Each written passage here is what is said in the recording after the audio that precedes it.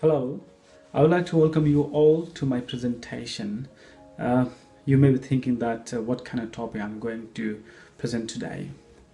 So, uh, before I want to present my topic today to you, I would like to ask one question about your country. Yes, please. Could you tell me then how many languages are spoken in your country? Yes. Yes, please. From where? New Papua Guinea? Yes. How many languages? 700? Whoa, great. Yes, that's true. Then, yes, I have studied something about Papua New Guinea as well. My name is Gopal Singh Sijapati. Before I want to present my research topic, I would also like to share some of the facts about my country, Nepal. My country, Nepal, is obviously is a multilingual country. Then, according to the census 2001 and 2011, 92 languages are spoken as the mother tongues. There are around 123 languages are still exist. So, despite the fact that Nepal is a multilingual country, in almost all level of education system in Nepal, children are taught in the dominant languages. Now here my concern is that if the children are not taught in their mother tongue as the medium of education, then I would hypothesize that how would they be able to achieve to secure the pedagogical achievements in their early grades. So today I'm going to be presenting to you about my research topic. Yes, it is called Education on Mother Tongue and Linguistic Human Rights. First of all, I would like to elaborate the significance of mother tongue based education. How does the mother tongue based education help in the field of education? Then I will elaborate to you some of the major aspects of mother tongue based education. Then I will discuss some of the major academic domains, especially I will focus on the linguistic human rights, and we have some other issues, especially here bilingual education and multilingual education policy in the let's say not in a specific country policy as a whole, as an overall term. Then I'll discuss about these things. Then after I have the plan to discuss with you about what kind of the research methodologies are suitable for my research study. Then I'll shed some light on that areas as well. Then finally, I will show you the gap between the existing literature and my research study as the direction of my future studies. Let's move on talking about worldwide language situation in the world, as well as then I will also present some of the situation, especially here, the status of the access to mother tongue educations in the world. Well, in this map, we can clearly see that the red color shows the languages which are used in the world. And many research have shown that more than 6,000 languages are spoken around the world. And out of these 6,000 languages, it is unprecedented that 50% of languages are dying. In the same way, like 40% of them are being endangered. Results only 10% of total languages which are into safe position. Can you just imagine that only 10% of languages in the world are into safe position? Now, if we analyze this case, then I would claim that these languages and cultures will sooner or later die one day. If this trend continues to increase, then I would like to discuss about the whole linguistic scenario, not only for the linguistic philosophers, social linguists, language practitioners, then language right activities, it could be the very, let's say, surprising fact to them that to the status of the access to the mother tongue education in the world. Now, from this colon graph, then we can clearly see that only 20% of the population in sub-Saharan Africa, they have the access to mother tongue based education. However, but the positive hope that Latin America and Caribbean have shown a greater hope for the development of mother tongue education.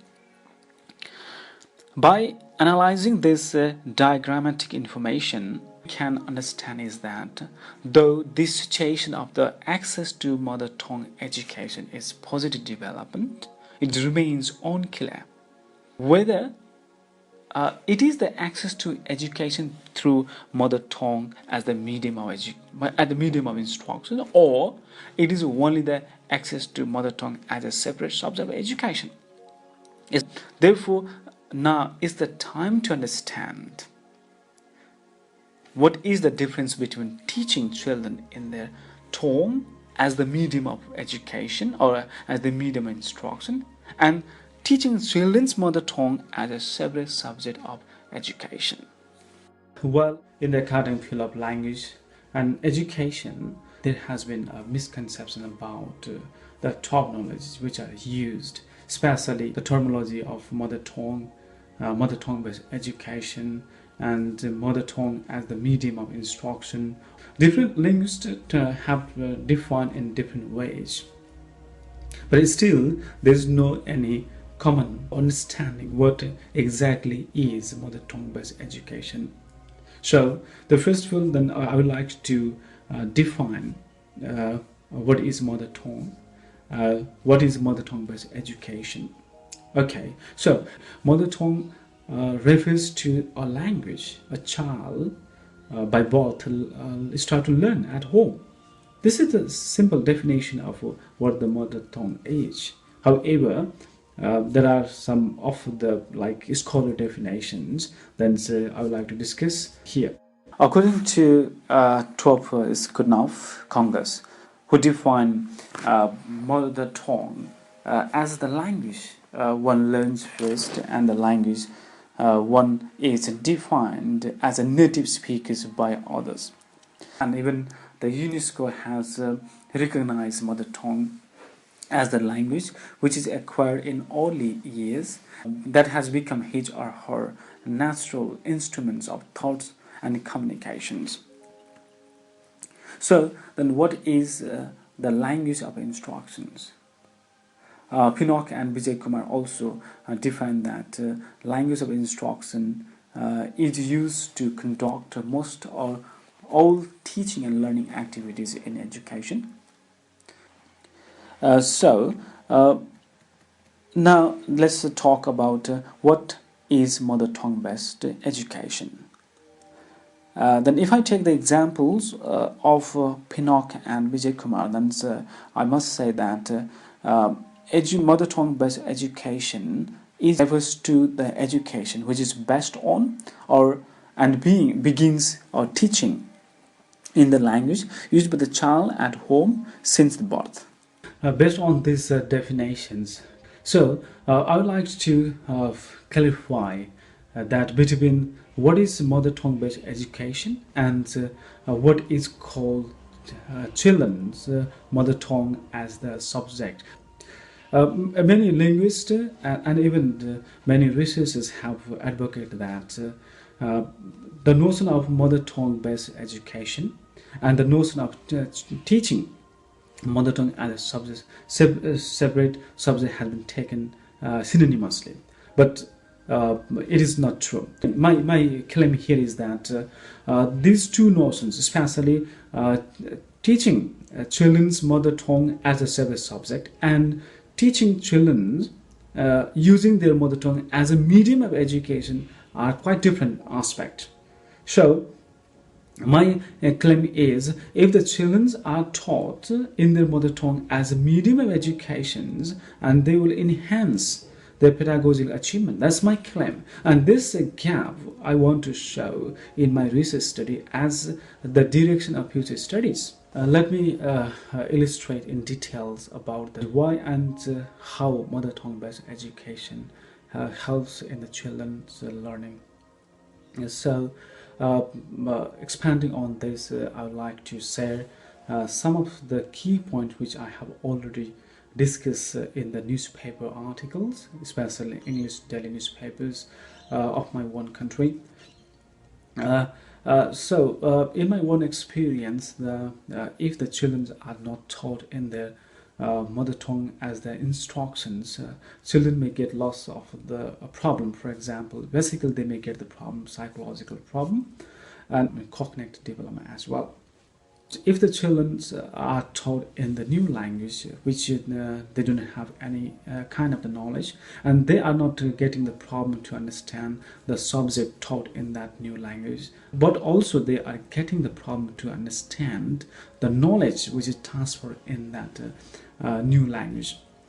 If we teach children in using their mother tongue as the main medium of education, it will not only promote the cultural and linguistic aspect, but it also facilitate them to understand that teaching learning activities what are taught in the classroom. So they are motivated to go to the school and they love to go to the school. I would like to present an image and the whole aspect of the importance of teaching children in their mother tongue can be summarized through this image. In this image, the significance of mother tongue as the instruction of education is clearly reflected, where children with access to mother tongue based instruction have crossed the language. The same case does not apply to those who are taking education in their dominant language. So I would like to move on to the next academic domain of my research study. Under these subheadings, let me examine the three different language models and their impact on the development of the mother tongue based education. Okay, the first I would like to talk about the monolingual language model. Then this is the quite world education model, and still this model is very popularly used in the most part of the countries in the world. Then according to the model, then we use only one language, especially here it could be the dominant language or it could be the foreign language. As the medium of school, the children are taught. In the field of linguistic philosophy and education, there have been some crucial improvement has been made. For example, bilingual education. You might have taken the education in that bilingual model education approach. Now, this approach can be taken as the significant milestone of the immersion of mother tongue based education, although it does not directly address some of the issues, some of the aspects of what mother tongue based education is looking for. But it still provides the opportunities for the children being taught in two different languages, and it shows the equality of minority language as well as majority language. However, it has some drawbacks, and it is not more applicable in the field of children education. Why? Because it only highlights the two languages. Two languages can be chosen as the medium education. It depends on the state policy. The state may declare the dominant language, and the state may declare let's say foreign language as the medium of education. So children are forced to learn in bilingual educations, either using by the dominant language or it could be the foreign language. So in the academic fields of language and linguistics, now multilingual language model, and this is the quite expanded version of bilingual education model. Still, this model identifies children should be taught using more than two languages. That's a different. It could be any two languages can be chosen. Especially, it highlights a little bit about the minority languages. So another concept we have here is, for example, let's say multilingual mother tongue based language model. For example, here this model directly helps to promote the children's mother tongue as the medium of education. That means here, in one hand, children will be taught in their mother tongues, and then after another language, as another language, children could be taught either in the dominant language or it could be the foreign language. So this can be taken as the improvement model in the field of education, but it's not very sufficient. This can be supported from the study of Hamis et al. In his studies, 2,355 students were compared in 3 groups of Spanish speaking minority students, and according to the study, it has been shown that the children whom they were provided education in mother tongues for the longer period, and they have got greater achievement than those group who have taken education in the short period in their mother tongue. So from this, what we can conclude that the greater period of time the children are taught in their mother tongues, the higher school achievements and let's say the higher school achievements as well as pedagogical achievements they achieve in their life. Well, following the earlier discussions, what I have already made, now I'm going to make another important point, is that it is about the legal, international legal framework. It's about the legal framework in which how the notion of mother tongue based education is treated.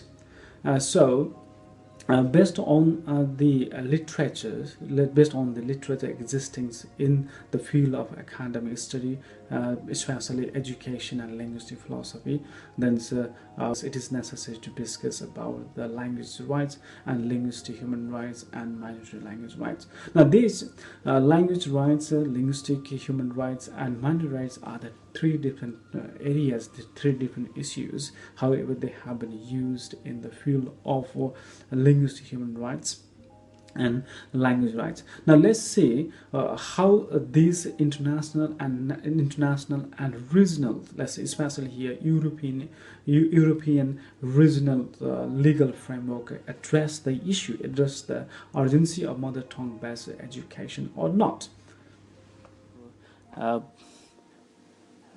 In the field of linguistics, human rights, especially then, so we have to say this is European doctrines, and the European doctrines are very closely related to the rights with the linguistic human right in education. However, they partially encourage to introduce the minority language educations as the medium of educations. So these doctrines, then if you analyze that, we can say to some aspect these doctrines have been the milestone behind the emergence of mother tongue based. After having a closer observation of this study, I have constructed some of the objectives which I would like to share here. The first objective of this study is to identify the factors and facts which are underlying and that can impede the implementation of mother tongue based education. And another objective of this study could be to study whether the international language instruments include the mother tongue based education as the norms as well as the main provisions or not. My last objective of this study is to suggest some implications and action steps. So moving forward, I'm going to say what kind of the research methodologies are appropriate for my studies.